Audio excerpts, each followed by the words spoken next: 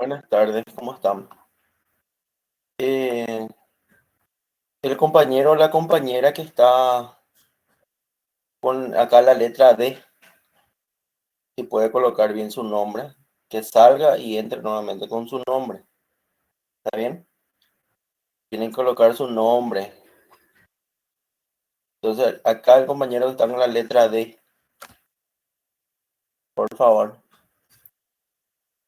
que vuelva a ingresar.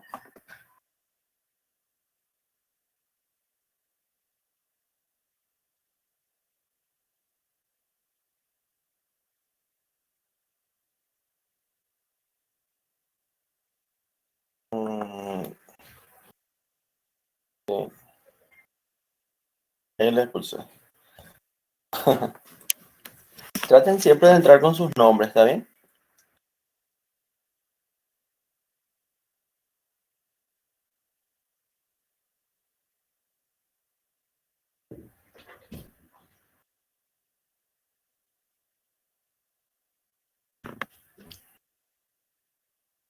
Bueno, vamos a continuar la clase con hígado, ¿está bien? Eh, No sé si tienen alguna duda, si investigaron algo al respecto de la clase que estábamos dando en la mañana, alguna consulta, algo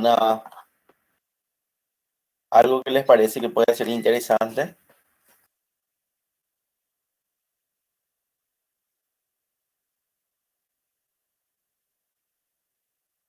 ¿no?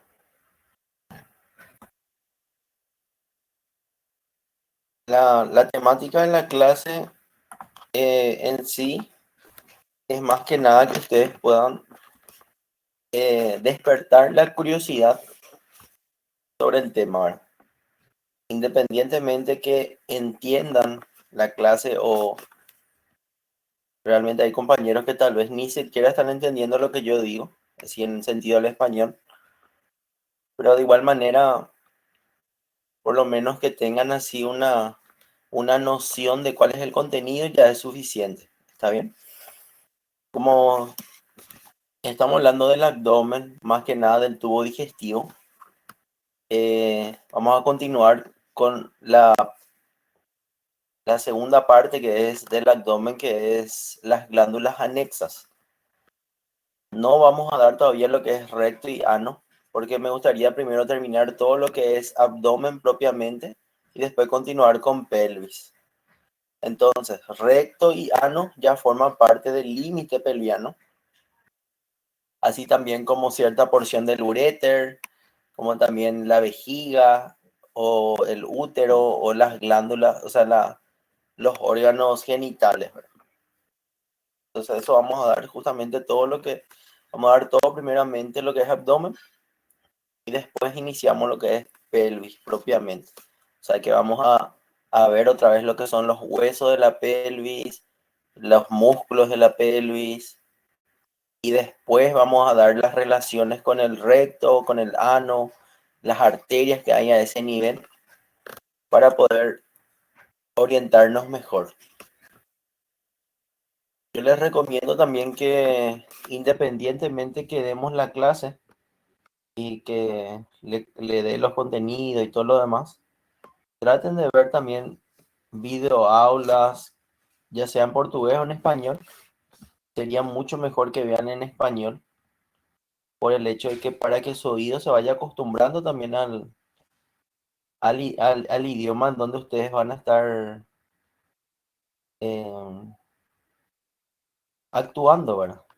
Porque queriendo o no, ustedes van a estar practicando acá 6 años. Algunos no, algunos sí, ¿verdad? Pero sería bueno que ustedes traten de abrirse también a un nuevo idioma. Sí, le voy a mandar, creo que tengo el número del delegado. Tengo una videohabla que, que es en español. Me parece muy bueno, entonces le voy a estar pasando también. Entonces, continuando, vamos a estar hablando de lo que es el hígado. El hígado en sí también es forma parte de las glándulas anexas. Las glándulas anexas, en este caso, son órganos que contribuyen a la función del tubo digestivo, pero precisamente no forman parte de ella. Por ejemplo, estarían lo que es las glándulas salivales, por ejemplo, en la cavidad bucal, estarían el hígado, que en este caso vamos a estar viendo que es la principal glándula prácticamente anexa, ¿verdad? Va a tener entre muchas que otras funciones. Va a ser la glándula de mayor tamaño, ¿verdad? Y vamos a estar viendo que va a contribuir al metabolismo en sí de los alimentos.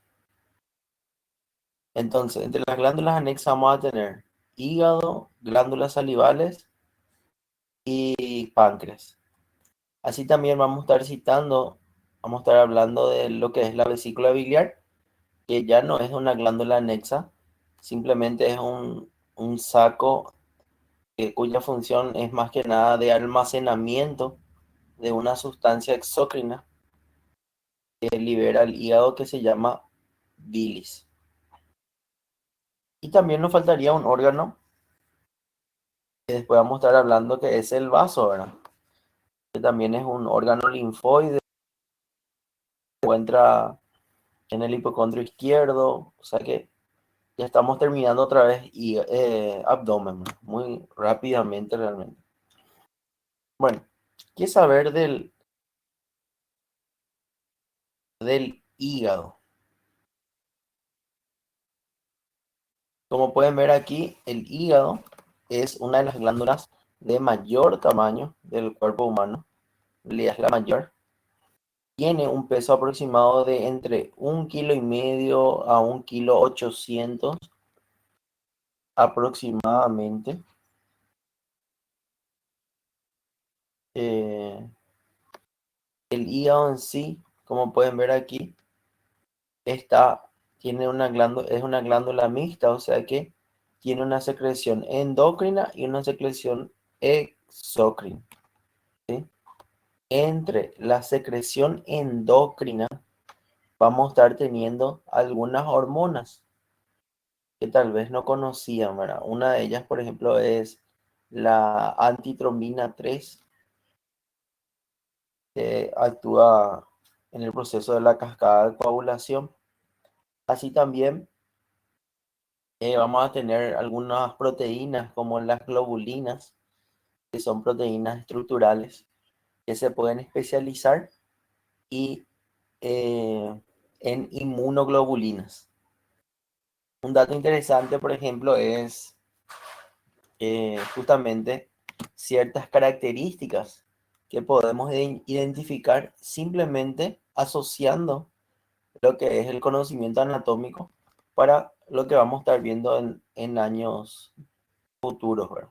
Por ejemplo, el hecho que nosotros conozcamos la secreción y la funcionalidad y la localización del hígado ya nos da la oportunidad de tener una anatomía con orientación clínica. O sea que, por ejemplo, una hepatopatía, o sea, una alteración del funcionamiento del hígado de forma aguda, su característica va a ser el aumento de la bilis en sangre. ¿Sí? Que es esta. La bilis es una sustancia que se da por el metabolismo de la hemoglobina. O sea, se va generando justamente por el metabolismo de la hemoglobina. Y la, la hepatopatía crónica se caracteriza por, ¿cómo se dice? No fue el nombre. O sea que, prurito. No sé si saben qué significa prurito, pero prurito significa comezón, ¿sí? Comezón. No sé si comezón también se dice en portugués. Parece que hay palabra en portugués, ¿no? Pero en síntesis, justamente se da por la alteración de las inmunoglobulinas que se dan a nivel del hígado. Entonces eso repercute a que el paciente siempre se aqueje de tener mucho comezón constantemente, ¿verdad? Personas que tengan hepatopatías tipo esteatosis hepática o inclusive un cuadro cirrótico, generalmente tienen prurito, ¿sí? Prurito, o sea, le pica por todo el cuerpo. Por lo general piensan que está muy seca nomás la piel, pero en realidad es ya un problema que repercute por sus problemas hepáticos crónicos. Eh, también el hígado produce una proteína llamada albúmina. La albúmina van a estar viendo que actúa a nivel del equilibrio de dos presiones que se dan a nivel de los vasos sanguíneos, que se llaman presión hidrostática y presión coloidosmótica o oncótica. Esas presiones son importantes para el hecho de que nosotros podamos mantener un equilibrio del flujo de líquido entre lo que es el espacio intersticial y el espacio intravascular. O si no, ¿qué es lo que pasa? Va a haber edemas. Edemas que es acumulación de líquido en el espacio intersticial, por fuera de los vasos sanguíneos. Es un compartimiento extracelular, ¿verdad? Otro dato interesante que nos muestra acá es que el hígado tiene un doble aporte vascular, ¿verdad? O sea, tiene una función nutricia y una función funcional, o sea, una vascularización funcional. Por lo general, vamos a tener una vascularización nutricia de más o menos un 30% y una vascularización funcional de un 70%. El 70% de la vascularización funcional se va a dar por un vaso de gran calibre que se llama vena porta. Y la vascularización nutricia se va a dar por la arteria hepática propia. La arteria hepática propia habíamos visto que su origen se daba a nivel de la hepática común, ¿verdad? O sea que la arteria hepática común. La arteria hepática común era una rama del tronco celíaco. Y el tronco celíaco habíamos dicho que era una rama visceral, ¿verdad? Visceral de la aorta abdominal. En fin, a nivel de la T12L1 nace el tronco celíaco y da una de sus tres ramas que se llama eh, hepática común, ¿verdad? La hepática común origina una de sus ramas que es la hepática propia. Y la hepática propia es la que da el 30% de la vascularización del hígado, ¿sí? ¿Por qué? Porque va a originar dos arterias llamadas hepática derecha y hepática izquierda, ¿sí? Que va a vascularizar el hígado en un 70%. Y la funcional se da por la vena porta, ¿verdad? Que en este caso lo que quiere hacer es hacer un drenaje sanguíneo en dirección a la vena cava inferior. Eh, el hígado en sí se va a formar, o sea que va a recibir la vena porta por la unión de dos venas que habíamos visto, que era la vena mesentérica superior con la vena esplénica, que prácticamente va a recibir toda la sangre del abdomen, ¿sí? Toda la sangre del abdomen, toda la sangre cargada de dióxido de carbono. Vamos a estar viendo que, como dice acá, algo muy importante, es que la secreción exócrina de la glándula, en este caso que es el hígado, que se llama bilis, va a liberar esa secreción a nivel de la segunda porción del duodeno, que habíamos visto que recibía tres conductos muy importantes. Uno de ellos era el conducto colédoco, otro era, que venía justamente de las vías biliares, ¿verdad? Otro era el conducto cístico, que se va a unir con el hepático común y va a formar el colédoco, ¿verdad? Pero los tres que va a recibir el duodeno va a ser conducto colédoco, conducto pancreático principal y conducto pancreático accesorio. Todos ellos a nivel de la segunda porción del duodeno. Otro dato interesante es la localización y la disposición del hígado. El hígado va a ser una de las causas de dolor a nivel del tercio superior del abdomen, donde vemos que se proyecta, por lo menos en relación a la pared anterior del abdomen, en el hipocondrio derecho, en el epigastrio y en el hipocondrio izquierdo. En su mayoría está dispuesto en el hipocondrio derecho, ¿sí? Se relaciona íntimamente con el diafragma y con la pared costal, más o menos a partir del cuarto espacio intercostal del lado derecho, del lado derecho. Y a partir del quinto espacio intercostal del lado izquierdo.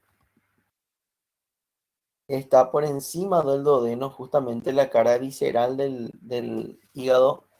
También va a tener una impresión duodenal, una marca que va a dejar el duodeno.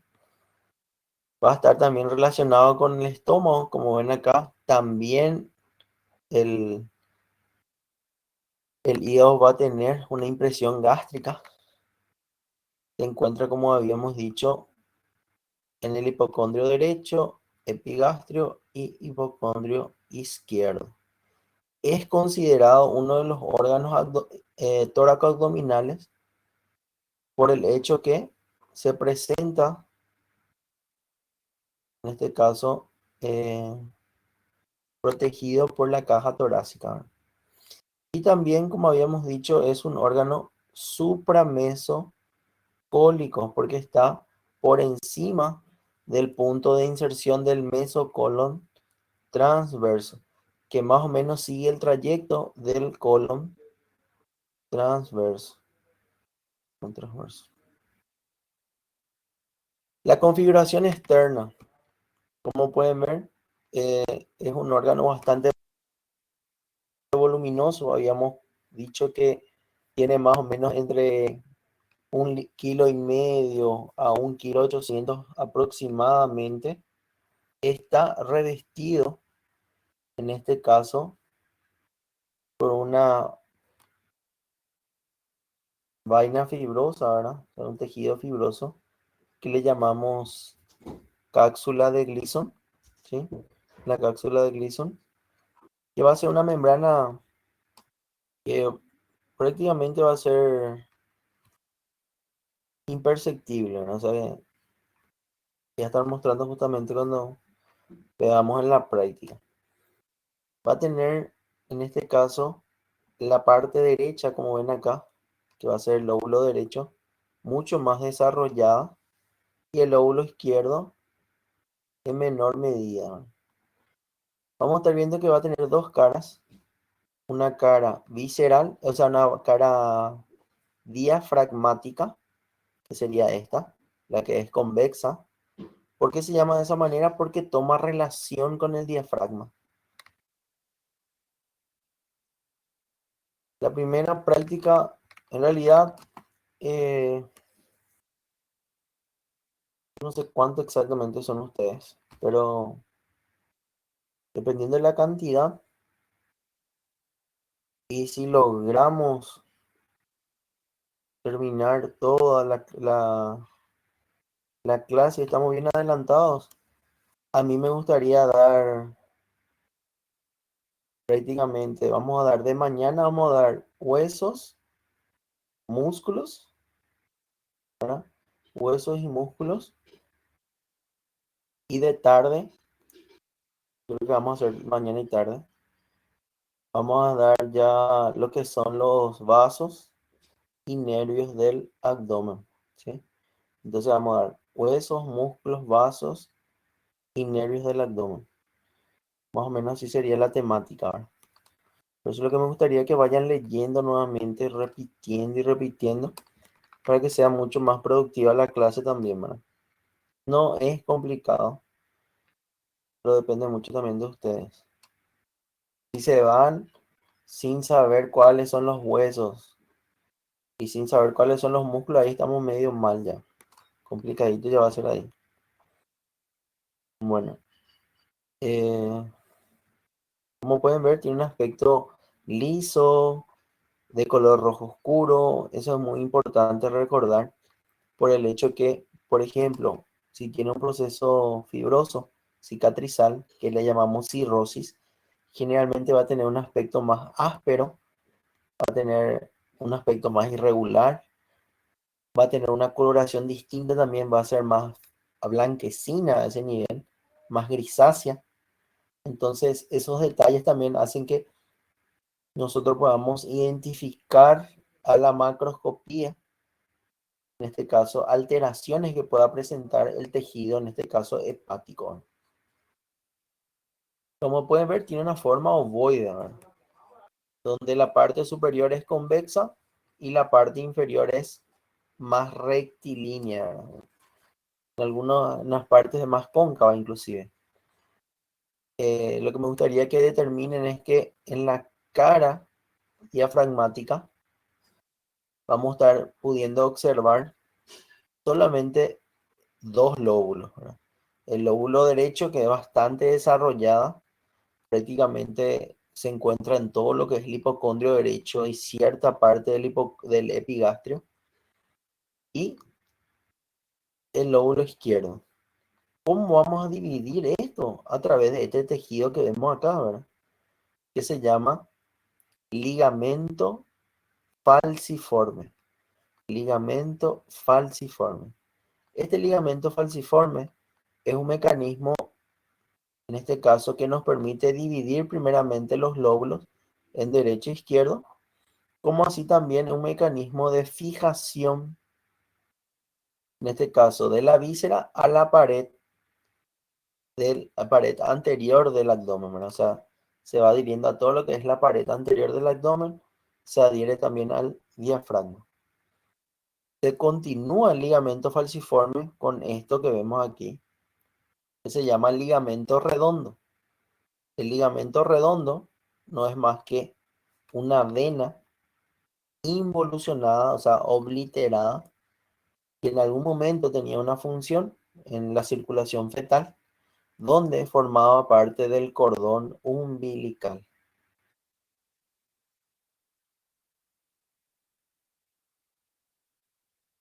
¿Cómo? Ah, el ligamento falciforme es un tejido conjuntivo denso regular. Es un tejido fibroso, ¿verdad? Que en este caso, eh, ustedes tienen que recordar, este es lo básico, ¿verdad? Ligamentos, aponeurosis y tendones son tejidos conjuntivos denso regulares. Denso regulares. ¿Está bien? De cierta forma, ligamentos, tendones y aponeurosis, por más que tengan una misma constitución, no tienen la misma funcionalidad, ¿sí? Los ligamentos son tejidos que participan en la unión de un tejido a otro, ¿verdad? En este caso, habíamos dicho que los ligamentos pueden cumplir doble función, ya sea unir víscera a víscera o unir víscera a pared. ¿Cuál es la diferencia con epiplom o con meso? Es que no tiene vasos sanguíneos y tampoco tiene nervios. Sería la pequeña diferencia que habíamos comentado en la primera clase, ¿verdad? Bueno, siguiendo el tema, habíamos dicho que este caso, el ligamento redondo que podemos observar acá es un vaso sanguíneo obliterado, o sea, involucionado. O sea que ya no cumple una función que cumplía en primera instancia, que era justamente formar parte del cordón umbilical, que como recordarán, el cordón umbilical estaba formado por dos arterias y una vena. Sí, escucharon bien. Dos arterias y una vena. Donde, en este caso, cumple el proceso de oxigenación de lo que es en este caso, el feto con lo que es la madre, ¿verdad? O sea, porque la oxigenación del feto pues no se da con por el pulmón, porque no respira el niño, en este caso, dentro de la placenta, ¿verdad? Una vez que ya no cumple funcionalidad, ¿qué pasa? Esto se queda unido al ombligo, ¿verdad? Se queda unido al ombligo. Bueno, vamos a estar viendo también que el hígado tiene un borde llamado borde inferior, que sería esto que estoy mostrando a este nivel. Este borde inferior tiene una importancia fundamental para lo que ustedes más adelante van a hacer, que va a ser la evaluación del hígado, ¿sí? La evaluación del hígado. Por ejemplo, tienen que saber que el hígado en su borde inferior, pero del lado derecho, se proyecta a nivel de la décima costilla, justamente donde termina el reborde costal. O sea que ustedes se tocan ahora mismo y van encontrando su costilla, su borde, el punto más inferior que tienen, y ahí sería la décima costilla, porque la undécima y la duodécima están más posteriores, ¿no? ¿Por qué? Porque no tienen cartílago y ni se acercan hacia la parte anterior, solamente se proyectan posteriormente, ¿no? Entonces este va a ser un parámetro justamente para determinar si tu hígado está agrandado o está en su forma normal. Cuando está agrandado le vamos a decir que tiene hepatomegalia, ¿sí? Hepato de hígado, megalía de crecimiento, ¿sí? Crecimiento. En este caso, el borde inferior del lado izquierdo se proyecta a nivel de la octava vértebra torácica, ¿sí?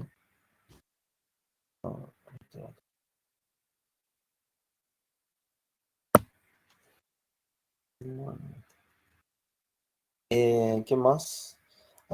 Otro dato interesante también es la proyección vertical del, del hígado, que generalmente es 12 centímetros. 12 centímetros. Sería desde el cuarto o quinto espacio intercostal del lado derecho hasta el décimo espacio intercostal del lado derecho. Recordarán que el hígado es macizo, un órgano macizo. Muy importante recordar eso, órgano macizo. ¿Por qué es importante? Por el hecho que eso hace que ustedes recuerden que, por ejemplo, si están percutiendo, la percusión no tiene que resonar el sonido. Es como si dice que ustedes golpeen la pared. Si resuena, quiere decir que es hueca. Y si no resuena, quiere decir que es maciza, ¿verdad? Que es maciza, que no hay vacíos. En este caso tiene que ser macizo. Bueno, vamos a continuar. Como pueden ver, el ligamento falciforme divide los dos lóbulos. Se continúa con el ligamento redondo. El hígado en su cara visceral, solamente en su cara diafragmática, quiero decir, solamente se puede ver el lóbulo derecho, lóbulo izquierdo, y se relaciona con el diafragma. En su cara visceral se llama de esa manera justamente porque se relaciona con varias vísceras, ¿verdad? Una de ellas es la vesícula biliar. Después vamos a estar viendo que se relaciona con el colon, se relaciona con el ángulo hepático derecho que habíamos visto hace rato, ¿verdad? se relaciona con el duodeno, se relaciona con el riñón, se relaciona con la glándula suprarrenal y del lado izquierdo se relaciona con el estómago. Otro dato muy interesante es que en la cara visceral, en este caso, hay que recordar que el hígado es un órgano parcialmente peritonizado, ¿no? ¿Qué quiere decir eso? ¿Por qué digo parcialmente? Porque va a haber un punto donde justamente vamos a llamar de área desnuda, donde vamos a encontrar a la vena cava inferior. Ahí sería el área desnuda del, del hígado, ¿verdad? El hígado en sí, en su cara visceral, vamos a poder observar dos lóbulos a más. Ya habíamos dicho el lóbulo derecho y el lóbulo izquierdo. También vamos a poder encontrar lo que es el lóbulo caudado, donde podemos ver con facilidad el, ¿cómo se llama? En la vena cava inferior. Y el lóbulo cuadrado, donde vamos a encontrar, por ejemplo, la fosa de la vesícula biliar o inclusive la vesícula biliar propiamente. Por debajo del lóbulo caudado, vamos a tener el proceso caudado que va a unir o hacer el punto de unión entre el lóbulo izquierdo y el lóbulo derecho. El área desnuda, que está delimitada por el ligamento coronario. Los ligamentos coronarios originan un punto de inserción, ¿verdad?, entre sus dos hojas, la hoja anterior y la hoja posterior, y forman algo que se llama ligamento triangular, por su forma, ¿verdad? Triangular.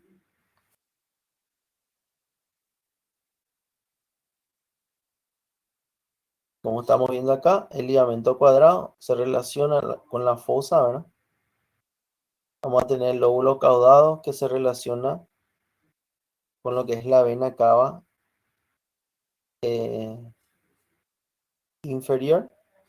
Y acá tenemos lo que es el proceso caudado. Proceso caudado que va a unir el lóbulo izquierdo del lóbulo derecho. Acá vamos a tener la impresión gástrica. Mm,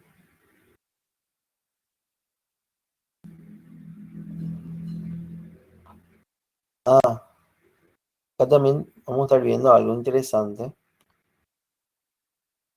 Vamos a tener acá lo que es el hilio del hígado o raíz hepática también se le dice, donde vamos a contar con lo que es el conducto colédoco, lo que es la vena porta y lo que es la arteria hepática propia.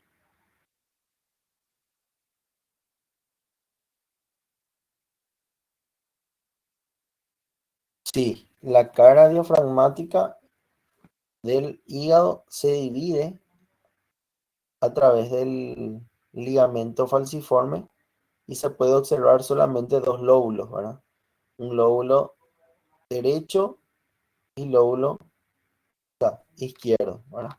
En la cara visceral lo que permite ver los cuatro lóbulos, el lóbulo derecho, lóbulo izquierdo, caudado y cuadrado, ¿sí? Y el área desnuda es el punto, en este caso, voy a mostrar, muy simpático, es porque, tipo, yo estoy haciendo gestos acá con mi dedo y esas cosas y después me doy cuenta, qué loco estoy, porque ¿quién va a ver mis gestos o mis explicaciones o mis formas que hago? ¿Verdad? No tiene sentido. Entonces, es un tic nervioso, creo que. En fin, acá, esto es lo que es el área desnuda, en la zona donde no tiene peritoneo. ¿Por qué? Porque es una zona que no le llega el peritoneo para que pueda permitir el ingreso de vasos sanguíneos, como por ejemplo la vena cava inferior, ¿sí? vena cava inferior.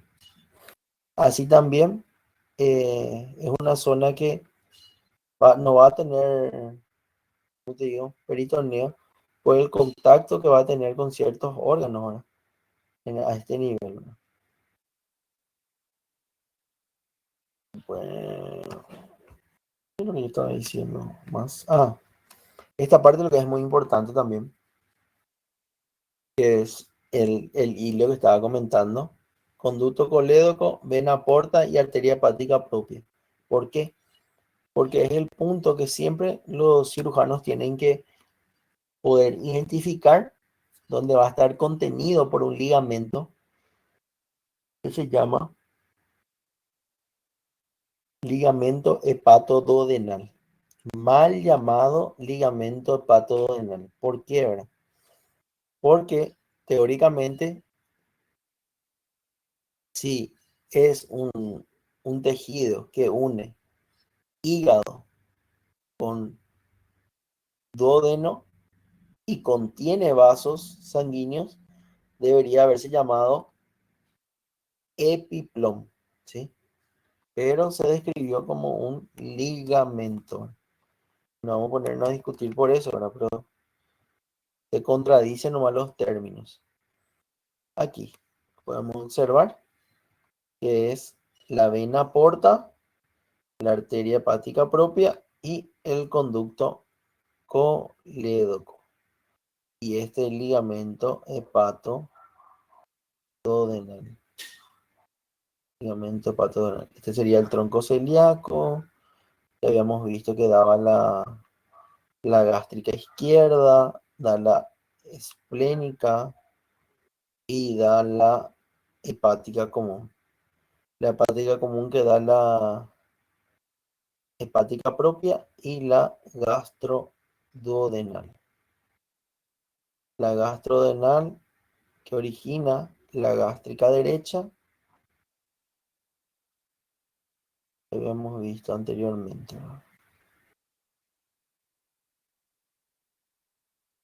Como pueden ver acá, la ligamento falciforme divide a la cara diafragmática en dos, ¿no? Una derecha y una izquierda. El área desnuda, como dijimos,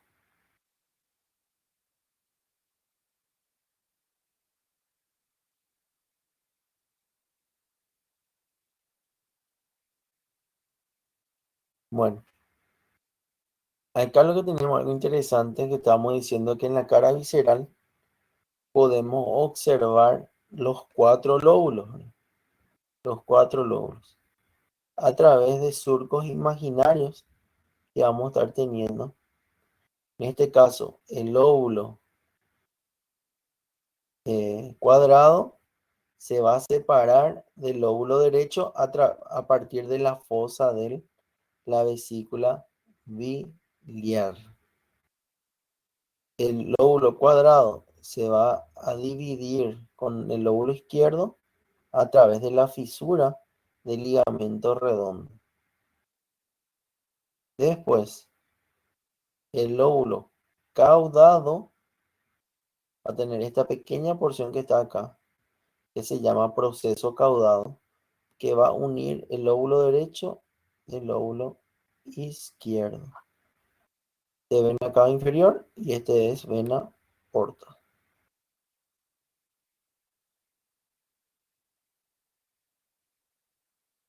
Como vemos el proceso caudado,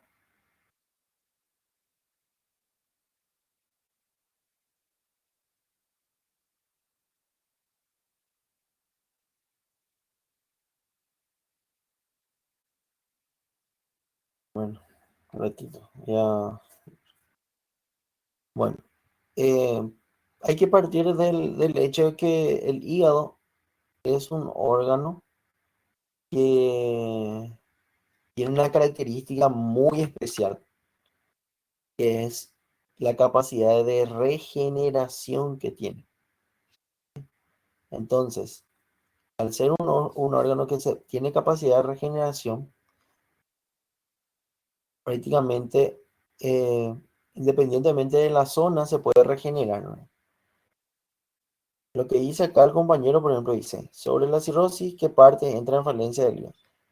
La cirrosis, el hígado en sí, histológicamente hablando, tiene su, sus hepatocitos, que son las células que van metabolizando en este caso la bilis, y van liberando por los canalículos biliares, van a estar en todo el parénquima del hígado, o sea, en todo el hígado, ¿sí? En todo el hígado. Entonces, todo el hígado es funcional.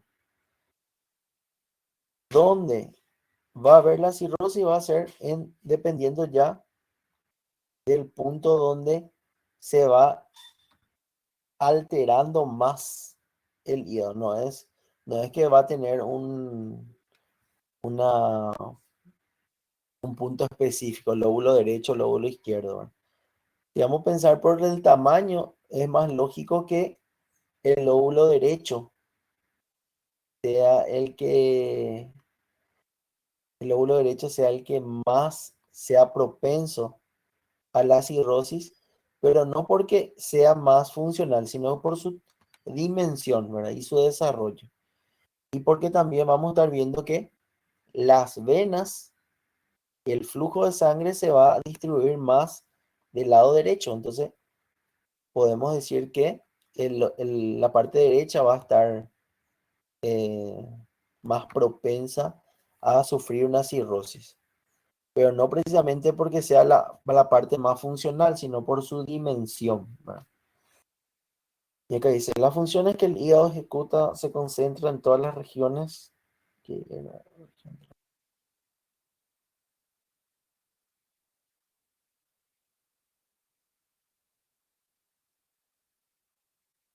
no entendí la pregunta, pero creo que se refiere al hecho de que sí, es un órgano macizo, pero lógicamente necesita vascularización, ¿verdad? Entonces, él va a estar entreverado en este caso, por varias ramas que van yendo, en este caso, a las venas, por ejemplo, van a ir de menor a mayor y las arterias de mayor a menor. ¿Para qué? Para llevar la sangre hasta, en este caso, microscópicamente, ¿verdad?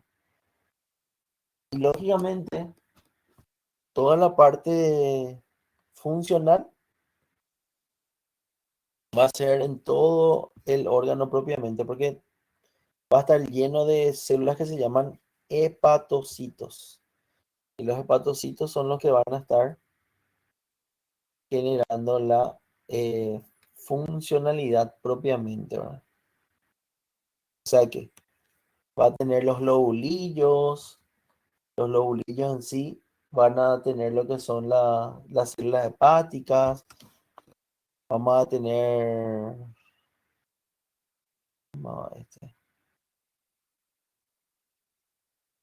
el espacio de Dicel, los canalículos.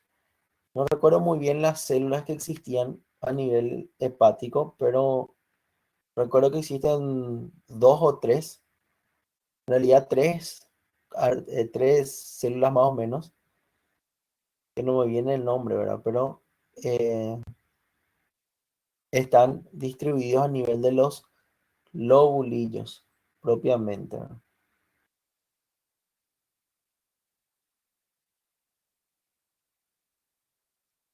Bueno, lo que recuerdo más vagamente es que existía un espacio de Disset, como cualquier otro tejido va a tener también macrófagos, cosas así, ¿verdad? Macrófagos creo que se llamaba células de Kupffer o algo así. Esa parte realmente no recuerdo muy bien la celularidad, entonces mejor ya no les digo eso. En fin, como pueden ver acá, tenemos lóbulo derecho, lóbulo cuadrado, caudado e izquierdo, que pueden observarse en la cara visceral y se encuentran separados, como pueden ver, a través de la fosa de la vesícula biliar. Se separan los dos lóbulos. A través de la fisura del ligamento redondo se separan estos dos lóbulos y a través del proceso caudado se unen el lóbulo derecho con el lóbulo izquierdo. Fundamental. Lóbulo cuadrado se relaciona con la vesícula biliar y lóbulo caudado con la vena cava inferior.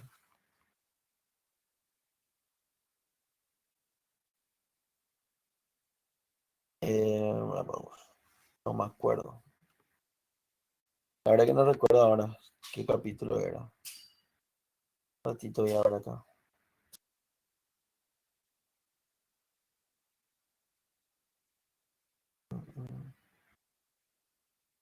¿Usted tiene la quinta edición o tiene la cuarta? La cuarta. Cuarta. De preferencia tienen que tratar de encontrar la quinta edición. La quinta edición tiene una nomenclatura un poco diferente y también tiene una dinámica diferente, ¿verdad? O sea que está lleno de casos clínicos. En la biblioteca, por ejemplo, de la universidad, se tiene, ¿verdad? Lo que es la, ¿cómo se llama? La quinta edición, ¿verdad? Tito, trabajo.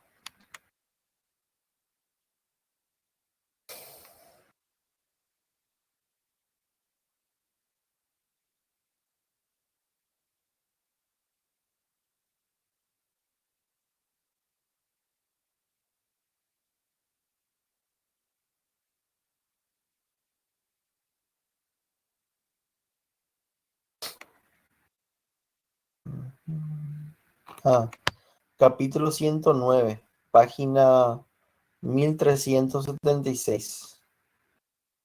Capítulo 109, página 1300,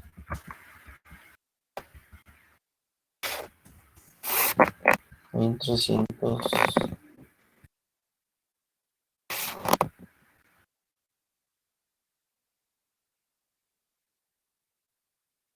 1376. Esa sería la página que están viendo ahora. En la cara visceral, como habíamos dicho, se llama de esa manera por el hecho que justamente toma contacto con varias vísceras.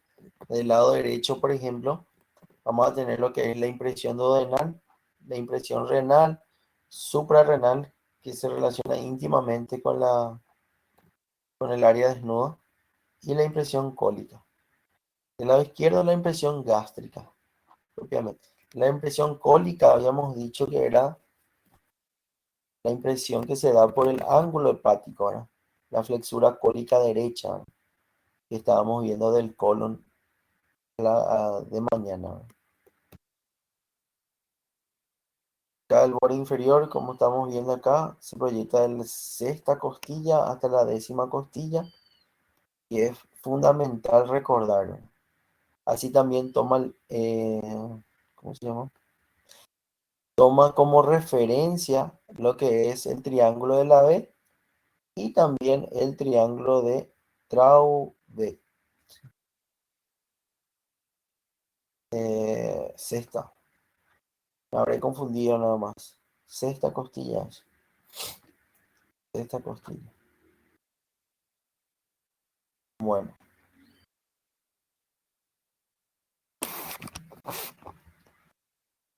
sexta costilla. Me confundí. Bueno, acá como estábamos diciendo, es un órgano peritonizado parcialmente, ¿verdad? Parcialmente. No, yo nomás me confundí. Me equivoqué. Sexta costilla y décima costilla. ¿Está? Sexta costillas. No, es verdad. En fin, acá como vemos, tenemos lo que es el ligamento falciforme. Vamos a tener los ligamentos coronarios, como ven acá, que van a formar los ligamentos triangulares, ¿verdad?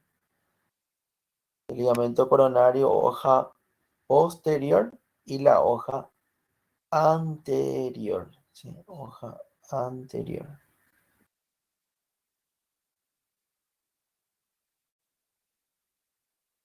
Como pueden ver acá, por ejemplo, se relaciona íntimamente con lo que es el epiplom menor, ¿verdad? Que habíamos comentado cuando hablamos de riñón, ¿no? El ligamento falciforme, que habíamos dicho que separa la cara diafragmática en dos, pudiendo observar lo que es el lóbulo derecho y el lóbulo izquierdo. Tenemos lo que es el borde inferior, que habíamos dicho, se proyecta, corrigiendo acá, del lado izquierdo se proyecta a nivel de la sexta costilla y del lado derecho a nivel de la décima costilla. También tenemos el ligamento coronario, como dijimos, la hoja anterior y la hoja inferior, para formar los ligamentos triangulares, derecho e izquierdo. Ligamento triangular, le dijimos.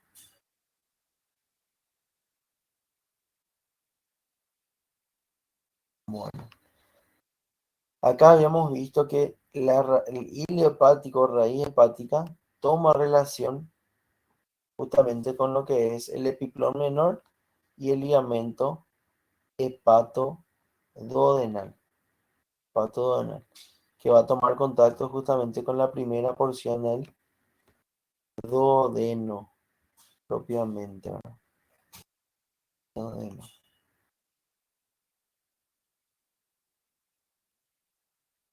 Las relaciones del hígado, en este caso con la cara diafragmática, primeramente va a ser lógicamente el diafragma, la pared torácica anterior, que dijimos que se proyecta a nivel de la sexta costilla del lado izquierdo y décima costilla del lado derecho.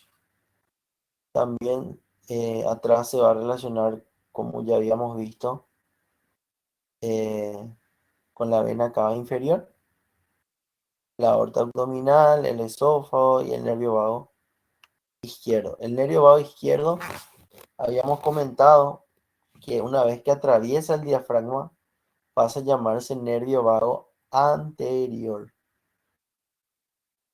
o tronco vagal anterior. ¿Ven cómo se relaciona con el esófago, aorta, vena cava inferior? Y acá tendría que pasar el nervio vago anterior. Las relaciones en la cara visceral, todas las impresiones, ¿verdad? Lo que es la fisura cólica derecha, el riñón derecho, la glándula suprarrenal derecha, en este caso, en este caso la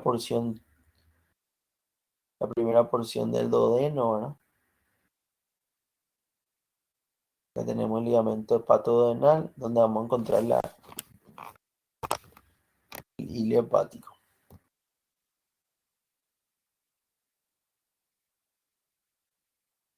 A la izquierda vamos a tener lo que es el epiplón menor. Por detrás del epiplón menor vamos a ver, por ejemplo, lo que es el tronco celíaco. También vamos a ver lo que es el estómago, por eso el lado izquierdo deja su impresión gástrica. Como pueden ver acá, tenemos lo que es la raíz hepática o el hilo hepático que habíamos dicho. Está formada por la vena porta, la hepática propia y el conducto colédoco. Conducto colédoco. Fundamental poder identificar que lo que es el ligamento hepatoduodenal por el hecho que es el punto de referencia para ingresar a lo que es las vías biliares y lo que es la arteria hepática propia y por ende la arteria cística, ¿verdad? ¿Para qué? Para sacar justamente la vesícula biliar en todo caso. Entonces, como pueden ver, Vamos a tener lo que es el conducto colédoco, la arteria hepática propia y la vena porta. Esa sería la secuencia en por lo menos 60% de los casos. La vascularización del hígado, como habíamos dicho, se daba por una funcional y nutricia. En un 70% es la vena porta hepática, que es la vascularización funcional, y un 30% es la arteria hepática propia, que es la vascularización nutricia. La vena umbilical, que después se transforma en ligamento redondo, solamente es la circulación fetal.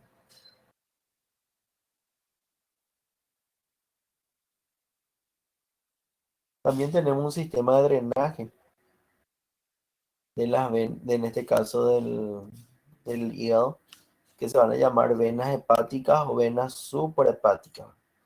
Vamos a tener el número de 3. Bueno, para iniciar y entender un poco, vamos a estar viendo una de las ramas del tronco celíaco que nacía de la aorta abdominal, llamada arteria hepática común. La arteria hepática común, como pueden ver aquí, origina lo que es la gastroduodenal y lo que es la hepática propia. Hepática propia. La hepática propia, como pueden ver, forma parte de lo que es la raíz.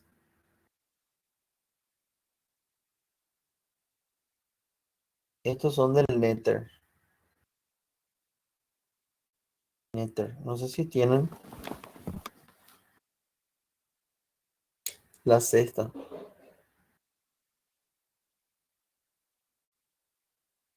La sexta edición. No sé si creo que ya es la octava, pero es lo que tienen ustedes, ¿verdad? Séptima, octava, no sé. Yo la sexta lo que tengo. Pero un ratito voy a...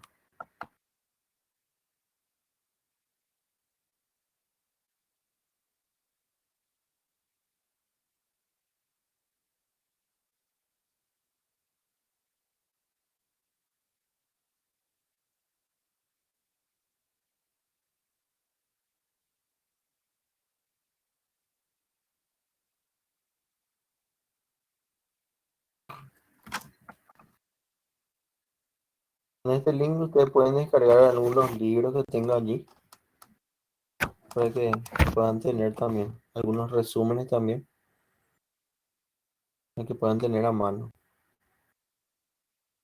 Bueno, la arteria hepática propia, como pueden ver, eh, forma parte de lo que es la hepática común, que origina la gastrodenal y la hepática propia.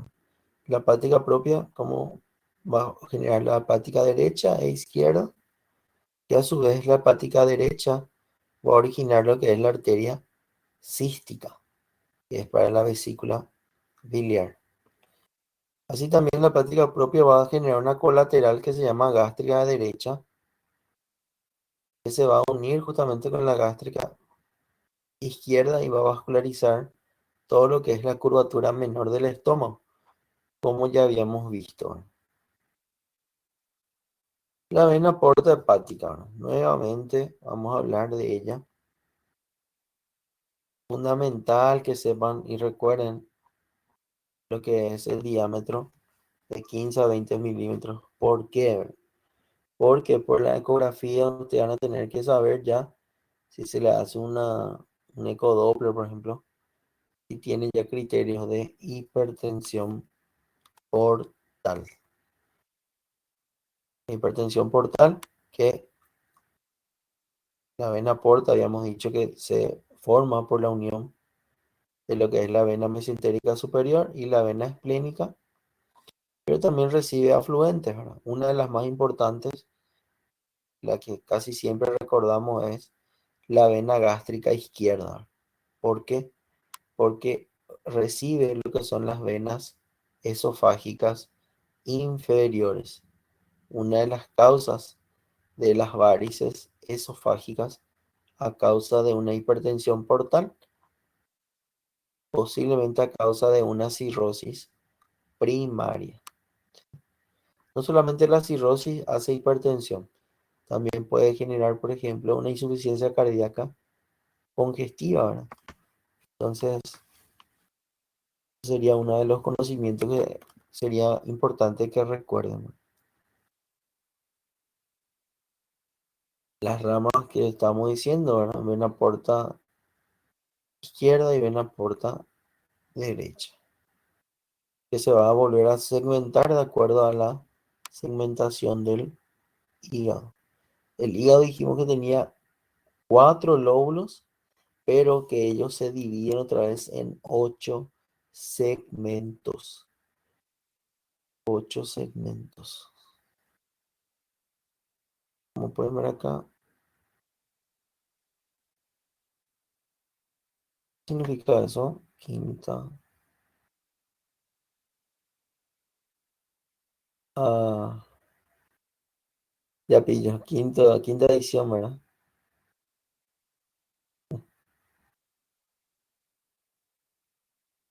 Yo estoy despierto, entonces, ¿viste, José? Estoy despierto. Bueno, la gástrica izquierda que recibe lo que es la vena esofágica inferior.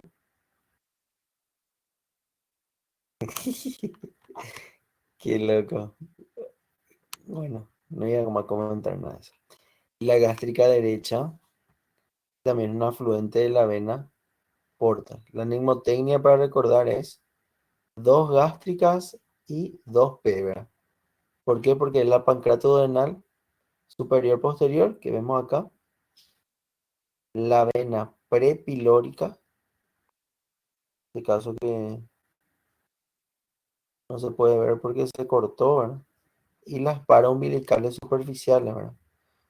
Que van a ser justamente lo que van a formar el signo de la medusa. Signo de la medusa. ¿Qué es el signo de la medusa?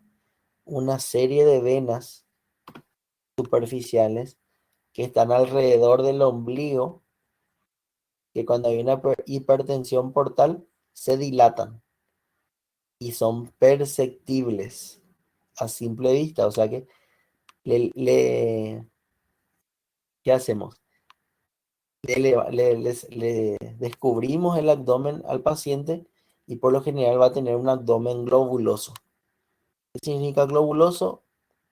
Aumentado de tamaño, a expensas de líquido, posiblemente líquido, que llamamos ascitis, a causa de, muy posiblemente, hipertensión portal, porque vemos que el ombligo primeramente está protruido hacia afuera y también que tenemos la característica del signo de la medusa, ¿verdad? Que es cuando las venas paraumbilicales se dilatan. ¿Por qué? Porque la sangre se quedó estacionada o está retrocediendo.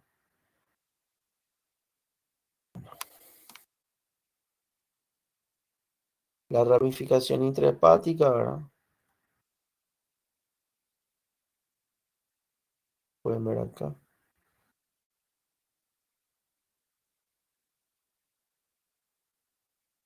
Y la segmentación hepática, como pueden ver, ya habíamos dicho que en este caso va a segmentarse en 8 lóbulos.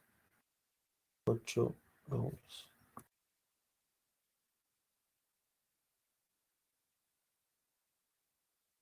Segmentación hepática, como pueden ver, tiene mayor superficie, mayor cantidad de lóbulos el derecho que el izquierdo. ¿Por qué? Porque está más desarrollado, ¿no?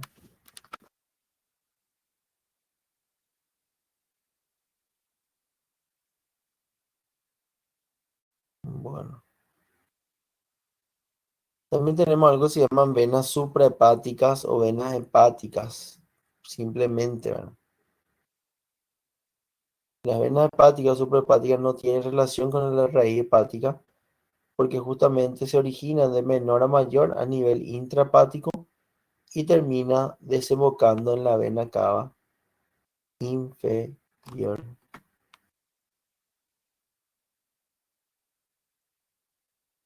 Las segmentaciones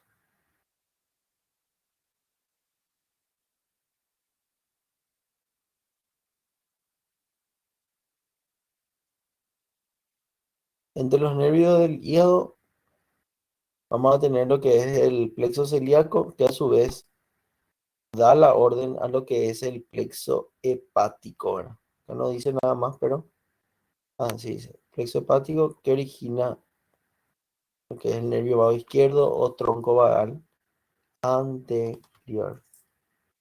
Tronco vagal anterior. Como pueden ver, el plexo anterior, que en este caso se va a encontrar alrededor de las arterias y venas hepáticas, ¿verdad? Propias o comunes, sea el caso. Y va a vascularizar el lóbulo derecho e izquierdo, como si también el caudado y cuadrado.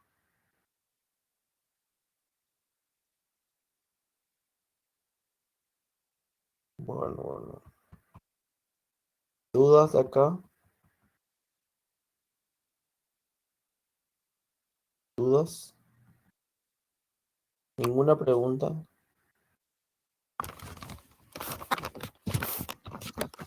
Bueno, ya que no tienen preguntas, voy a dar yo una pregunta.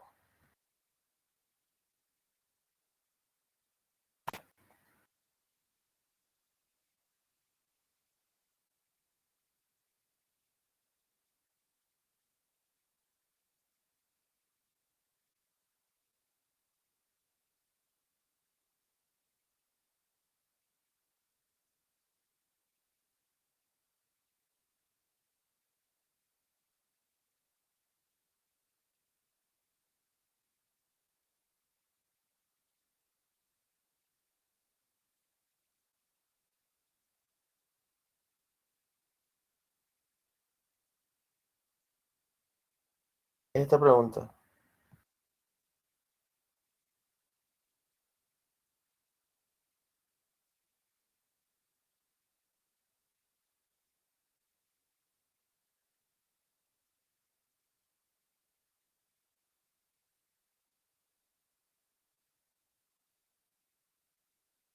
vamos a ver si logran identificar la respuesta.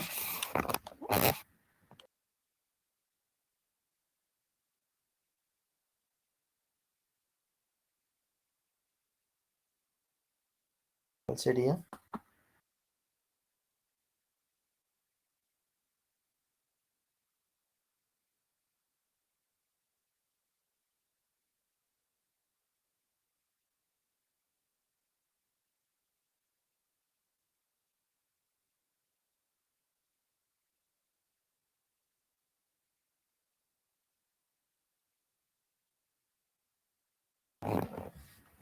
¿Qué dice el público?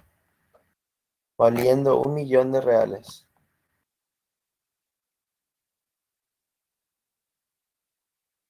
¿Por qué? Hay que justificar la respuesta para que valga. Justifiquen la respuesta. Esta es otra pregunta, ¿sí? Que vayan analizando también. Justifiquen su respuesta.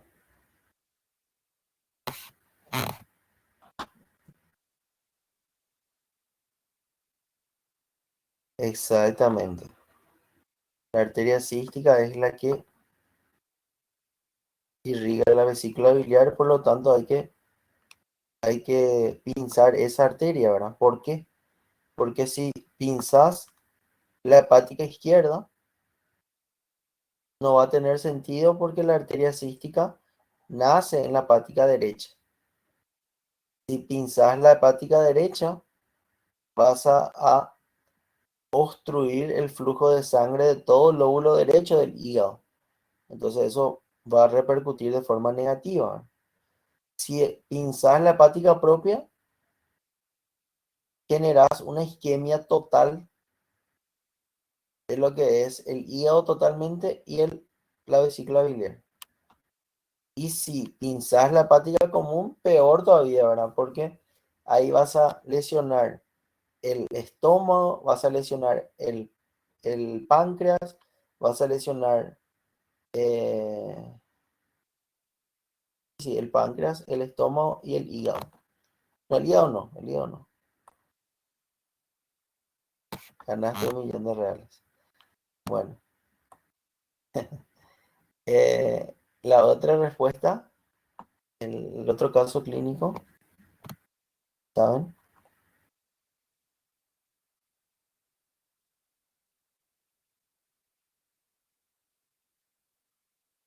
No puede ser, José.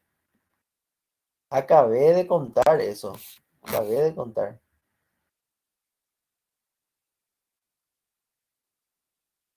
Recién dije.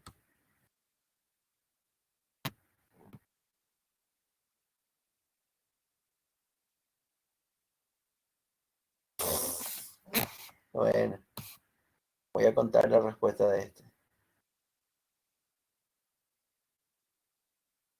Bueno, acá dice, un hombre de 42 años ingresa en el hospital con hematemesis grave.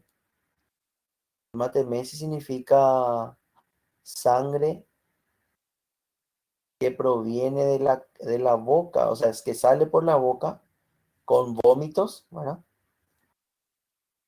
Pero proveniente del tubo digestivo. Los estudios radiológicos revelan hepatomegalia y varices esofágicas. Quiere decir que hay un problema a nivel del hígado que generó un crecimiento del hígado, ¿sí? Crecimiento del hígado. Recordarán que habíamos dicho que la proyección del hígado era hasta la 10ª costilla del lado derecho y del lado izquierdo hasta la sexta. Eso puede estar aumentado, ¿tá? Y así también, durante la exploración física se observa que el paciente está histérico, o sea que hay una bilis exagerada circulante por el cuerpo. ¿Ya? ¿Por qué? Porque tal vez está obstruida o algo, un proceso cirrótico, alguna cosa así, ¿verdad? Y se ven venas dilatadas en cabeza de medusa en la pared abdominal anterior. ¿Se acuerdan de las venas paraumbilicales que les comenté? Que eran afluentes de cuál vena? Exactamente. Las venas paraumbilicales que se dilatan cuando hay una hipertensión portal de la vena porta, quiere decir eso. ¿Qué hace? La sangre, en vez de irse en dirección a la vena, tiende a retroceder porque la vena porta genera mayor resistencia al flujo de sangre que está recibiendo. Entonces, ¿qué va a pasar? La vena gástrica izquierda va a mostrar acá un ratito.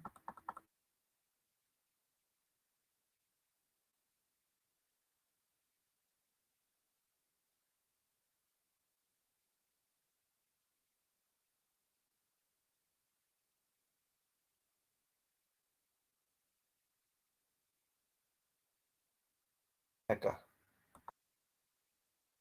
La vena gástrica izquierda, entonces, como que la vena porta sufrió un problema acá a nivel hepático, en vez de recibir la sangre, tiende a generar una resistencia. Entonces la sangre retrocede. Retrocediendo, una de las causas va a ser que las venas esofágicas inferiores se dilaten, ¿sí?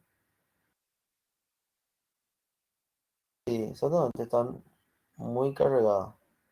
O se está formando cirrosis, ¿verdad? Entonces eso repercute en todo el drenaje de sangre. Eh, entonces va a haber varices esofágicas, que las venas esofágicas inferiores posiblemente no soportaron la cantidad de congestión y se rompieron, generando una hemorragia a nivel esofágico. Y eso por eso es lo que el paciente comienza a vomitar, vomitar, vomitar. con sangre, ¿verdad? Otra cosa también va a ser que las venas que estaban, que eran las venas paraumbilicales, van a retroceder la sangre y se va a dilatar, formando lo que es la cabeza de Medusa. Voy a buscar un poco, un ratito,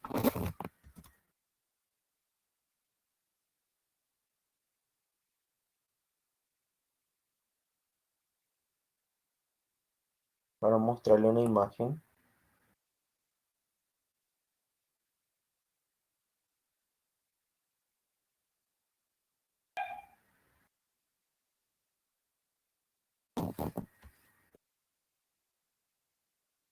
A ver si se puede.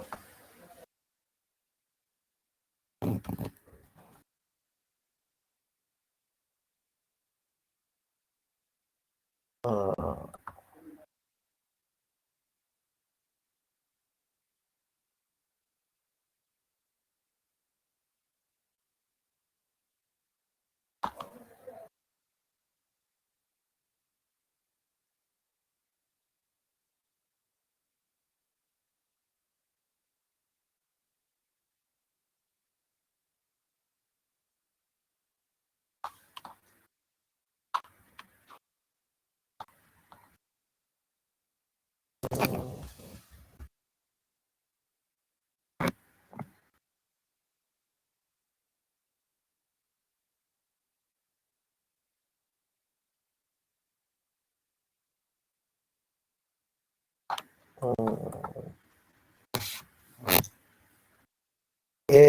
No, la citis lo que va a generar es como que va a haber una hipertensión portal. Y la sangre tiende a volver, va a haber un aumento de la presión hidrostática. Y la presión hidrostática va a hacer que haya una fuga de líquido y ahí sí va a haber la citis, ¿sí? Va a salir el líquido de la vena porta hacia el espacio libre, que va a ser el espacio intersticial. No estoy encontrando ninguna. Voy a mostrar un video, pero increíble.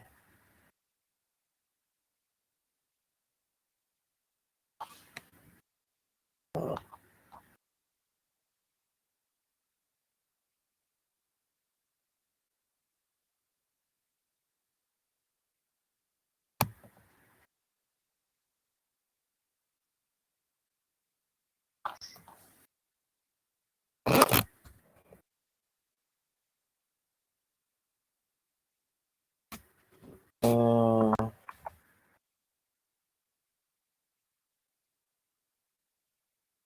ratito.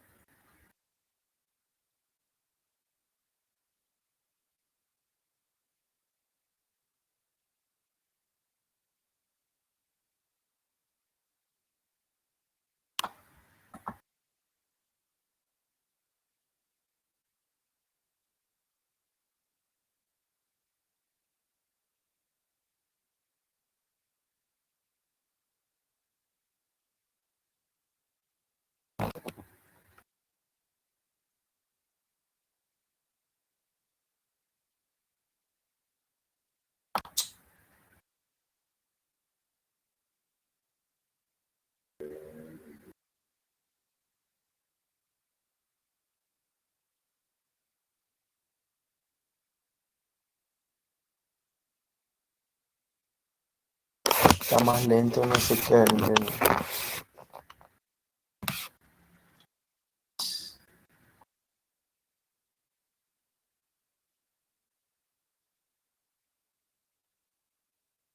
Mostrar nomás esa parte para que puedan entender mejor.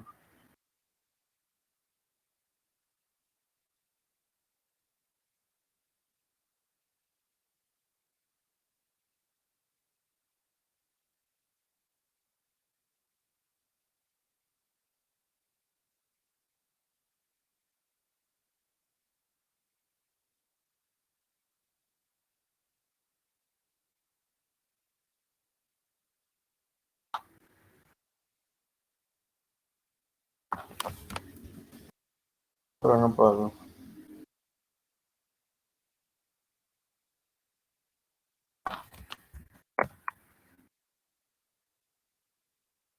Hay un video acá que...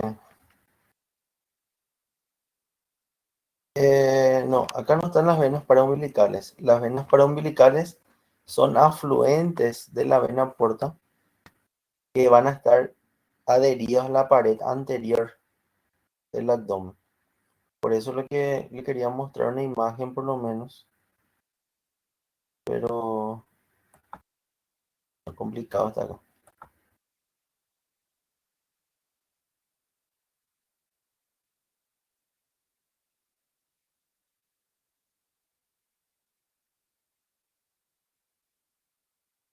Bueno.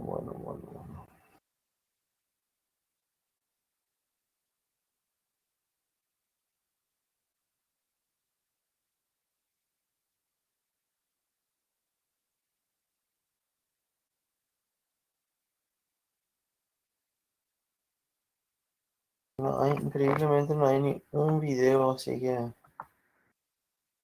muestre la cabeza de Medusa. Tienen que poner así en internet, hipertensión portal, cabeza de Medusa. Y ahí van a poder observar mejor, ¿verdad? Ah, ya, pillo, ya cómo puedo hacer. Eh, sí.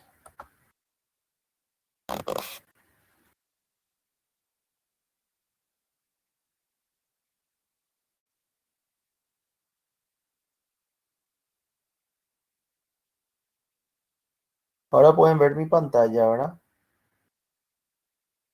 ¿Están pudiendo ver mi pantalla?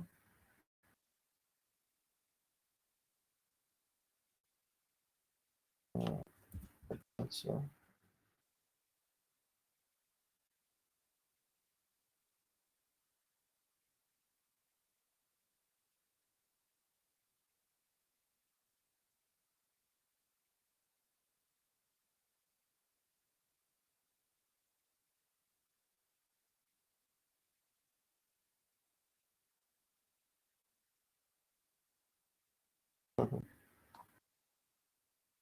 Bueno, creo que van a poder ver mi pantalla ahora.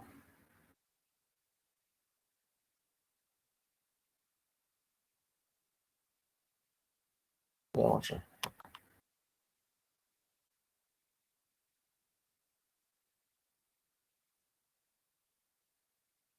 ¿Ven cómo se observa? ¿Están pudiendo ver la imagen? Sí se ve. Bueno. Mira, este es la cabeza de Medusa que le estaba comentando.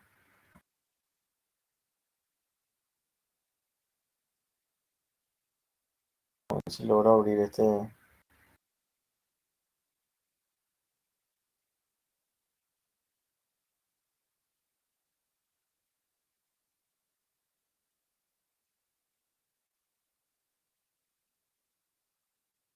¿Ven cómo está una imagen?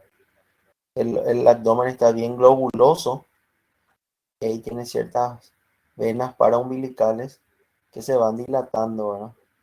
En este no está tan tortuoso, varicoso en esta imagen como en el otro, pero sí se ve que hay lleno de colección de líquido posiblemente, ¿verdad? Si se hace la maniobra, se va a poder verificar que hay una colección de líquido, ¿verdad?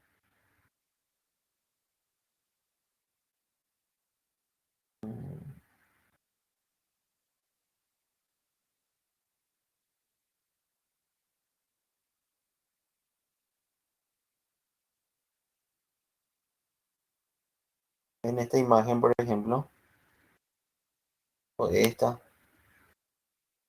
a eso se refiere con cabeza de medusa, signo de la cabeza de medusa, característico de hipertensión portal. Bueno,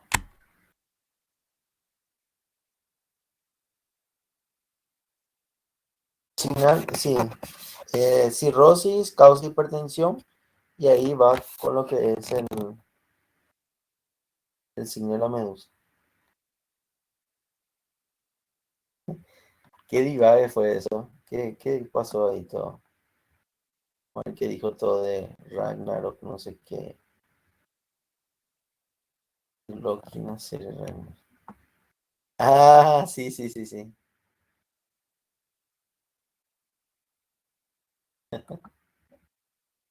Entendí ahora. Hablando de eso, ¿ya salió la segunda temporada o todavía no? Ah, bueno. Todo bien entonces. ¿Sí o no? Acá me está mintiendo acá. No, la cirrosis puede ser alcohólica y no alcohólica. La no alcohólica pueden ser por inclusive factores genéticos, a causa de una estatosis hepática. Hay gente que tiene predisposición a tener hígado graso, ¿verdad? Que es la estatosis. No tanto por la ingesta ni mucho menos, ¿verdad? Bueno, voy a poner un caso clínico un ratito para ver qué tal.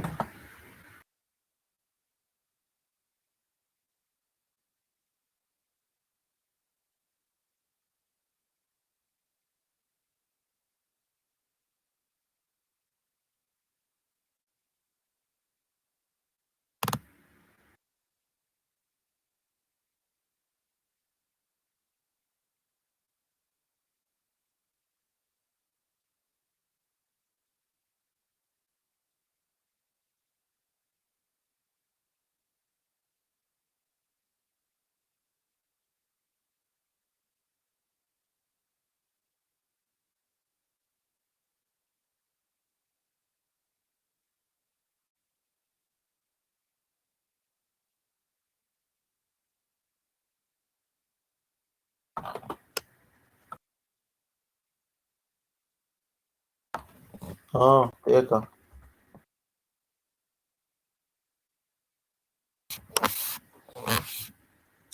Este es un caso clínico también.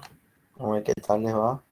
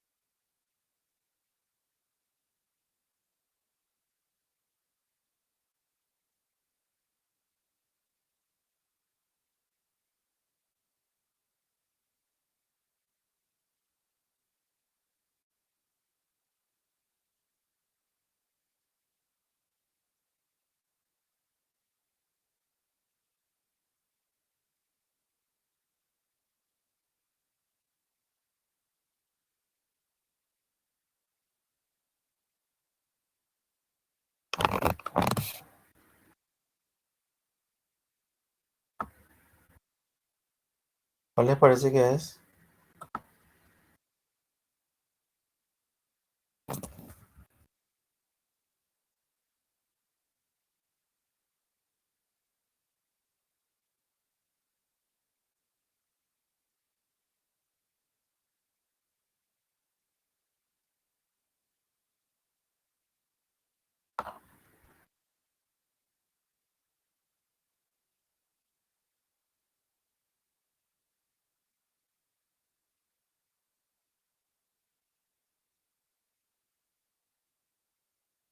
No, me acabo de comentar esto. Muy bien, Pablo, muy bien, Pablo. Es la gástrica izquierda, gente. Gástrica izquierda. ¿Por qué la gástrica izquierda, Pablo?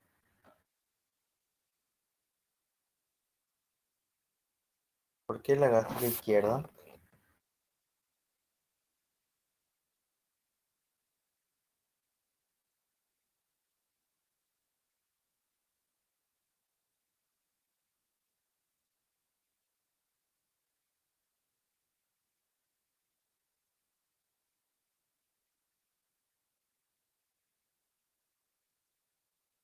¿Por qué la gástrica izquierda, Pablo?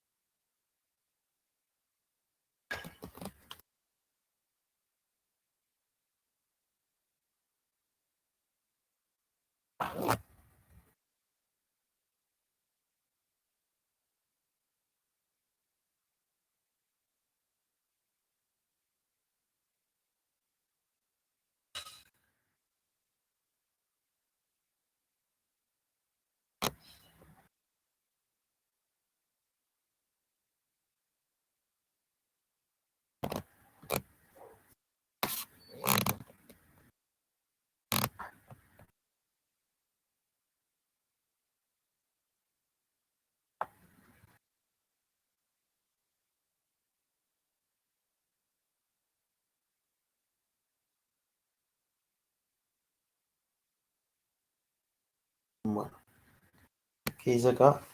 No, no, no. Estamos hablando de venas, venas, venas. ¿Está bien? Entonces la respuesta está mal, Pablo. No, no, no, no. Estamos hablando de venas. La vena porta. Mira acá la pregunta. Dice, una mujer de 52 años acude al hospital de Ciudad del Este por vómitos con sangre, hematemesis otra. La endoscopía revela ruptura de varices esofágicas. Las varices son venas, venas, dilataciones anormales de las venas por hipertensión portal. ¿Cuáles de las siguientes venas tributarias, o sea, afluentes del sistema porta o de la vena porta, se anastomosa con las venas cavas para causar las varices? La respuesta está bien. Lo que dijiste era la vena gástrica izquierda, ¿verdad? Pero se refiere a vena gástrica izquierda que desemboca en ella las venas esofágicas inferiores. ¿Está bien? Entonces, ¿qué es lo que pasa? Las venas esofágicas inferiores drenan su sangre con dióxido de carbono a nivel de la vena gástrica izquierda. La vena gástrica izquierda desemboca en la vena porta. Cuando tenemos una cirrosis, aumenta la presión portal. Entonces, ¿qué pasa? ¿Qué pasa ahí? La vena retrocede. Exactamente. Sí, estas son las tributarias. Pero tenés que saber que las venas tributarias, no, no, es complicada. Tenés que entender nomás. Las venas tributarias tienen sus tributarias. Entonces, eso es lo que te estoy diciendo. Te está diciendo que tenés varices esofágicas. Entonces tenés venas esofágicas inferiores que van, ya voy a poner con explicación para que puedan entender.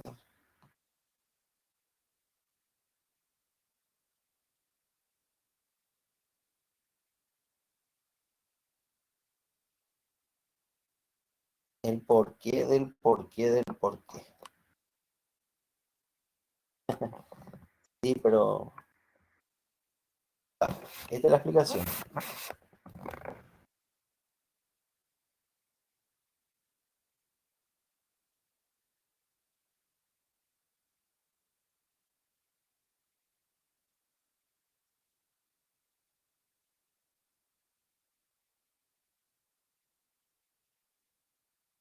Sí, pero no, no, no, no precisamente. Yo voy cambiando las preguntas.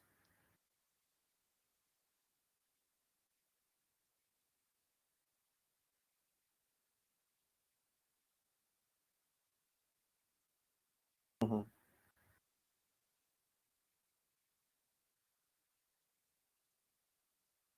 Copiano. Bueno, en fin, hay un libro, del libro, que le voy a dar cuando pasen de año.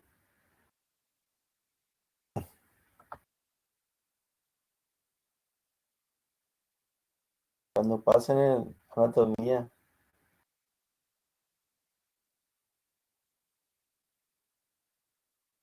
tiene la pregunta, pero no tiene la respuesta.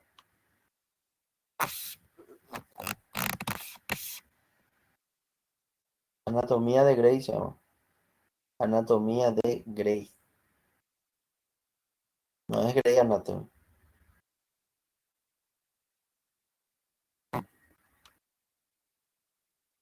Sin respuesta.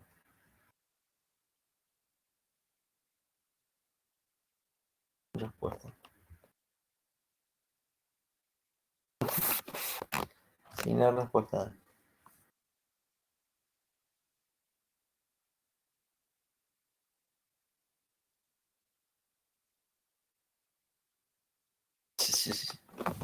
Bueno, vamos a continuar.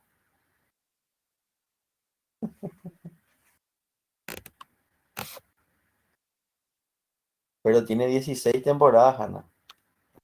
Falta una temporada entonces.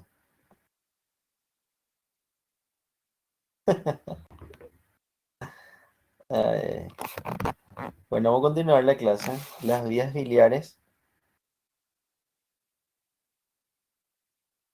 16 tiene. ¿Viste? Yo que no asistí nunca. Yo sé. Bueno, las vías biliares,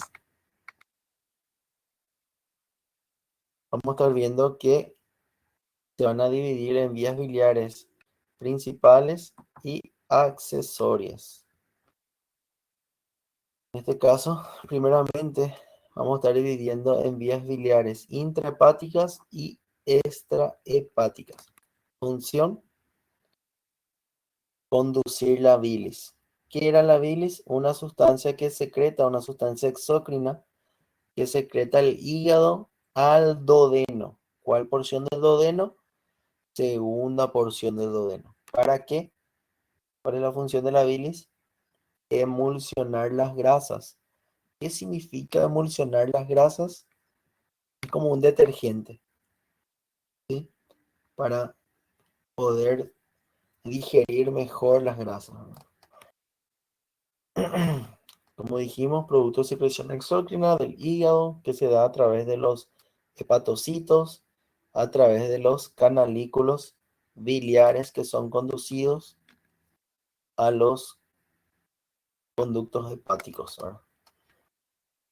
Bueno,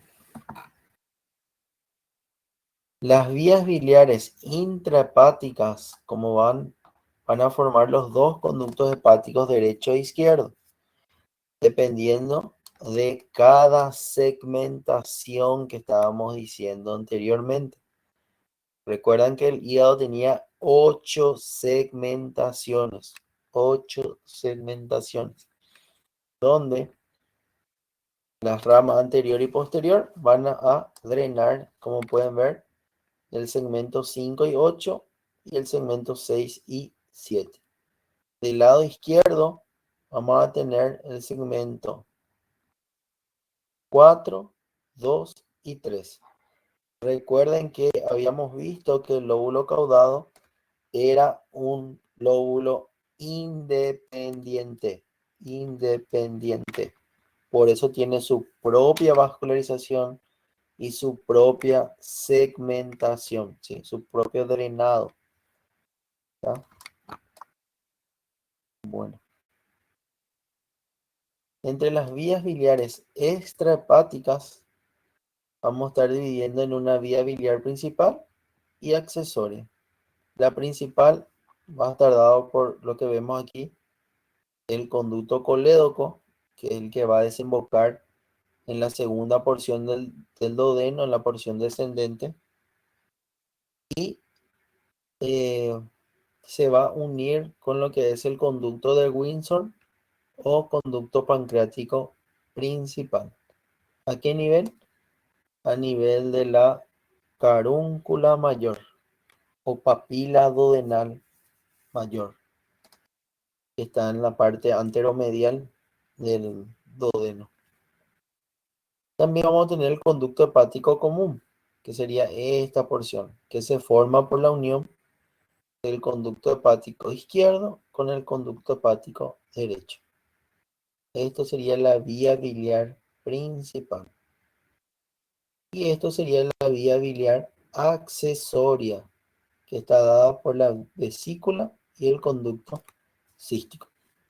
Justamente por eso, independientemente de que se saque la vesícula biliar y el conducto cístico, nosotros tenemos un trayecto para conducir la bilis de igual manera. ¿Cuál es la diferencia? Que la bilis, si no tenemos vesícula biliar, no tiene una capacidad de concentración, o sea que óptima, o sea, no es tan efectiva. Y también el volumen de liberación de la bilis es mucho menor sin vesícula biliar. En síntesis, es como si fuese que eh, tenés que lavar platos, pero solamente poder lavar tus platos con gotas de detergente. Sin embargo, si tenés la vesícula biliar, ¿qué sucede? Poder lavar tus platos con detergentes a chorro, en mayor volumen. Más o menos eso sería la analogía que podemos darle, ¿verdad? ¿Por qué? Porque la bilis, como dijimos, tiene la función de emulsionar las grasas. Nuevamente, conducto hepático común que se forma por los conductos hepáticos izquierdo-derecho, que se continúa con el conducto colédoco. El conducto colédoco que se forma con la unión del cístico con el hepático común. Bueno, una pregunta que siempre quieren consultar es ¿cómo hace la bilis para venir a la vesícula biliar? Justamente por una presión que ejerce, la bilis va y retrocede nuevamente y se va almacenando a nivel de la vesícula biliar. Por eso habíamos dicho que la vesícula biliar no forma parte de las glándulas anexas del aparato digestivo, porque solamente tiene una función de almacenamiento y concentración de la bilis. Acá, como podemos ver, el conducto colédoco desemboca en la segunda porción del duodeno. ¿Cómo identificar el segunda porción?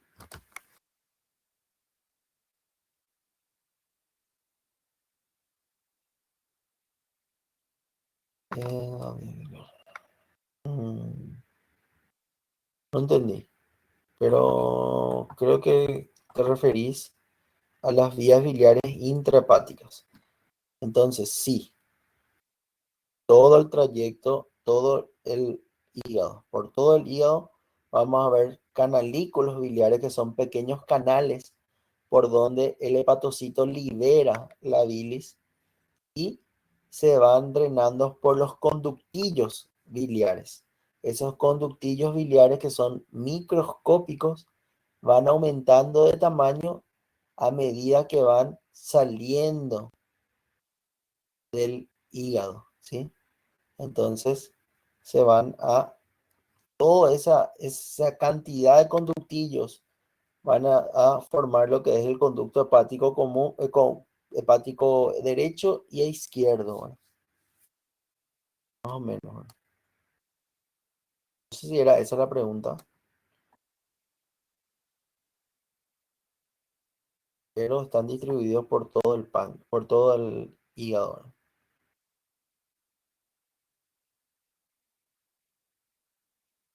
Eh, sí, podemos hacer una pausa. Vamos a hacer una pausa hasta las 3:30. ¿Está? Yo pensé que todavía no estaban cansados. Bueno, vamos a descansar nomás un ratito. Traten de leer, eso es nomás lo que le estoy pidiendo, ¿está bien? Yo, mi, mi función como docente es que despertarle la curiosidad a ustedes. Y les pido que vayan leyendo en la medida que puedan, ¿verdad? ¿Ah? Bueno, media hora de descanso